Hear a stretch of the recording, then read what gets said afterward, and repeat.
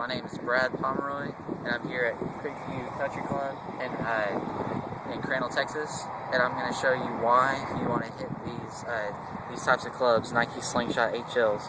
First, I'm going to hit 2 or 3 balls for you real quick, right here, and show you what they can do for you.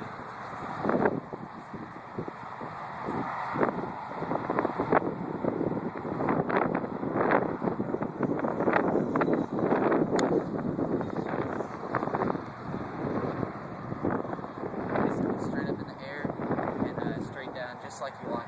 And I'm going to show you also what you can do with this here, what they call a wood.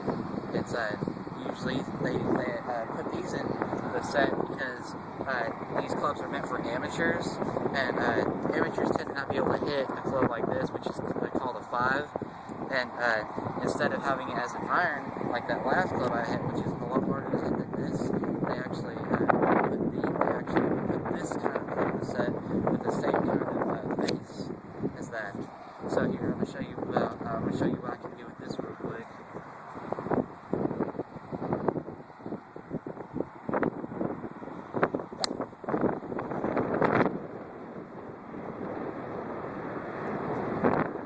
Nice, long, straight, just what you want. It goes way up in the air, just like every amateur would like it. Now, like what I was just telling you about, how every amateur likes to get the ball up in the air, that's not always what you want. Sometimes what you want is something like this, where you have a lower trajectory. I'm no pro, but I can basically show you what a low trajectory looks like. You might not be able to see it, but this is basically what it looks like. A lot lower shot, but it also produces about 15 yards more of a distance. So that's also a very good plus, and that's actually what the pros tend to do. Now this set right here comes with about a pitching wedge all the way up to the 3 wood. The 3 woods that you have are 5, 4, and 3, and they're very good clubs. What produces that height that you get out of these clubs is this right here. Excuse me. It's called a cavity, and the bigger the cavity, the more what they call forgiveness you get in your club, which is forgiveness is in golf basically.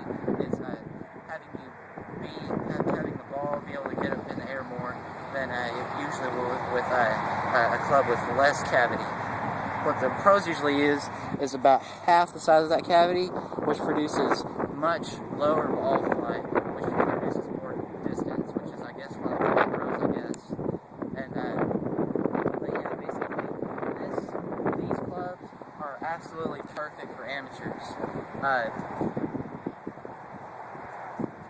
Yeah, they're actually, in my opinion, they're actually the best clubs for amateurs because they have everything that you would need. A slightly large cavity, not too big, because you'll just hit all your balls way up in the air. You won't get any distance at all. They have the perfect size cavity, and also instead of hitting like 5s and 4s and 3 irons, you have like things like this, like a 3 wood and a 4 wood and this 5 wood that I was just hitting just a second ago, which are really good clubs for amateurs. They really help the amateur get the ball up in the air, which in return produces lower scores. In my experience with these clubs, I've had them for almost a year now, and they've really worked for me. I used to hit about in the hundreds, and which isn't very good at all.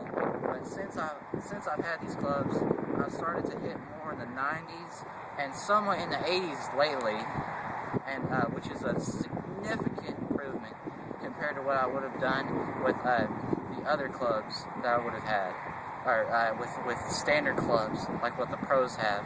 So basically what I'm trying to tell you is that if you go out and try to get some clubs, you want to get clubs just like this, these exactly really, because they're absolutely perfect, and my grade for these clubs would actually be about a 10 out of 10. That's my presentation. My sources were Golfsmith technicians and my own common golf knowledge. Thank you very much.